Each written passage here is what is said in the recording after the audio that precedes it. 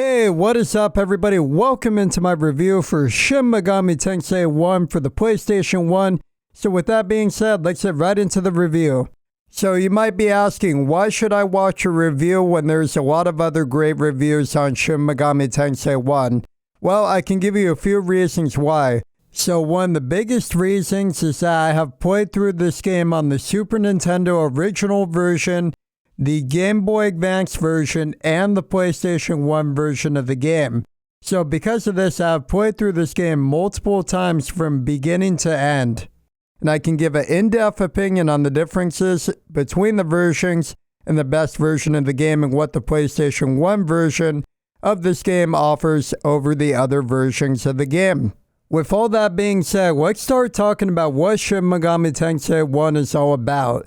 This game basically takes place in modern-day Tokyo, and you play as a silent protagonist in the game, and the game has a completely first-person perspective. Exploration and battles are all done in a first-person perspective, and this game is basically a monster collecting RPG. This doesn't mean that you don't get human characters, because you do in the game, but collecting monsters and having them join your team and building them up to get them more powerful is going to be a very important part of the game. So basically the story of Shin Megami Tensei 1 is that it takes place in a modern day setting in Tokyo, Japan. And at the beginning of the game, Stephen Hawking, yes, the actual guy Stephen Hawking, is working on a terminal system that will allow people to warp themselves from one place to another. While he is working on that, he accidentally opens up a warp to another dimension, and demons begin coming through that warp and they begin to invade Tokyo, Japan. Stephen Hawking basically develops a program that allows humans to talk with the demons and to recruit them so that they can use their magic powers to stop the demons that have invaded Tokyo and to try and save humanity. The protagonist gets this computer program from Stephen in an email and then begins going on a journey to try and stop the demons that are invading Tokyo.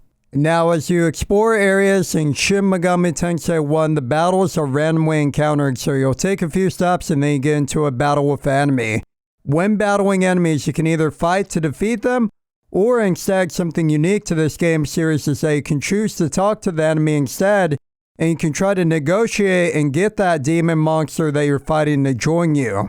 Once you win battles, you will be awarded EXP and money. Get enough EXP and a character levels up. Upon leveling up, you can allocate one stat point into a character's stacks to up their stacks and make them stronger. Another great thing about the game is that it has incredibly fast battle speed. If you turn off the animations and the configuration of the game, you can literally get through a random battle with like 5 enemies in like 10 seconds if they're weak enemies. It is some of the fastest battle speed I've ever seen in any RPG game I've played. That's 2 really great things about the game so far, the character customization and also the incredibly fast battle speed. Another really great thing about the game is the monster collecting aspect of it. When you talk to the demons in battle, you can recruit them. And you'll see that once you recruit a monster successfully, that each monster in the game gets their own unique stats and their own unique abilities that they get in the game. And basically, you can take those demons that you recruit from talking to them in battle and can go to an area called the Heretic Manor and can do a process called fusion, combine the demons, and you'll be able to combine them into a more powerful demon. Another really cool, unique thing about Shin Megami Tensei 1 is that the game has an alignment system in the story. Depending on the choices you make throughout the game's story, you will shift into 1 of 3 alignments in the game. You will either be law, chaos, or neutral. And each alignment leads to you fighting different bosses, being able to recruit different monsters on your team, seeing different story scenes, and getting a different ending in the game. So because of this gives the game great replay value, and it allows you multiple different paths through the game.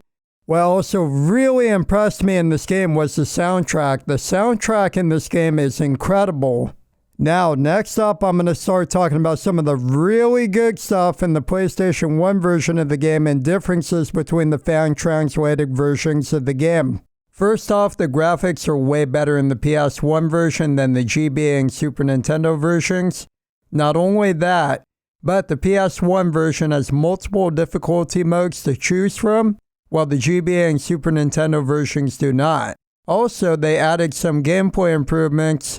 For example, in the PS1 version, you can now open up a map of the area you're in with one button press. Meanwhile, in the Super Famicom original, you had to navigate through a few menus to open up the map of the area you're in. Not only that, but in the PS1 version, when you go to a store and you buy a character or a new piece of equipment, before you buy the piece of equipment, you can see how it will change the character's stats.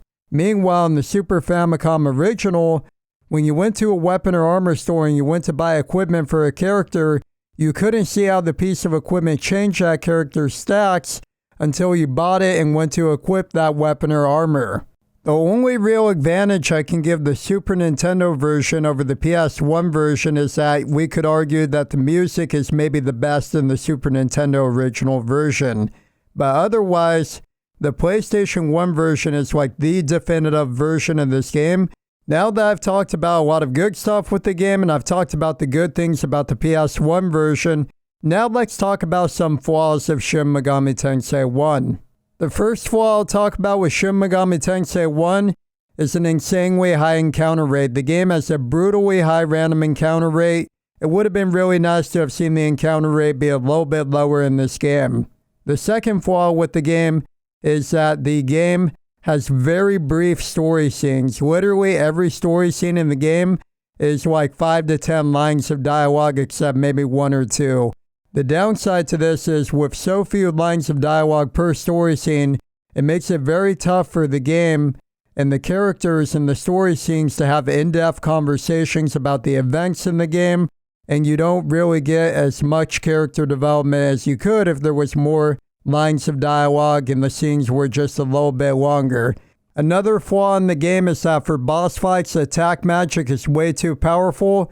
The reason why it's insanely overpowered is during boss fights you can cast a lightning spell and then you can shock the boss and prevent them from doing anything that turn if your speed is high enough to go before they do. And so what ends up happening is you get into a boss fight, you have one character that whole battle cast a lightning spell and they keep shocking the boss, and because of that the boss can't go the entire battle. And then there's also the final dungeon to talk about, which kind of sucks in this game. The final dungeon of the game, it just takes way too long to complete. Even using a spell like Estoma, which prevented me from getting into random battles while I was going through the final dungeon, it still took a very long time. And not only that, but the final dungeon, it has a ton of backtracking that you gotta do.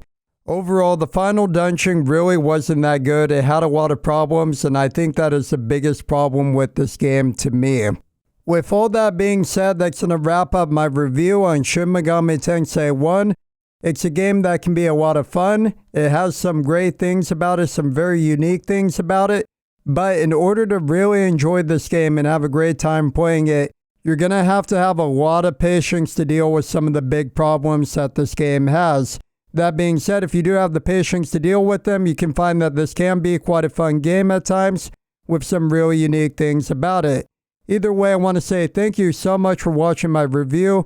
Please make sure to subscribe to the YouTube channel and also follow me over on Twitch.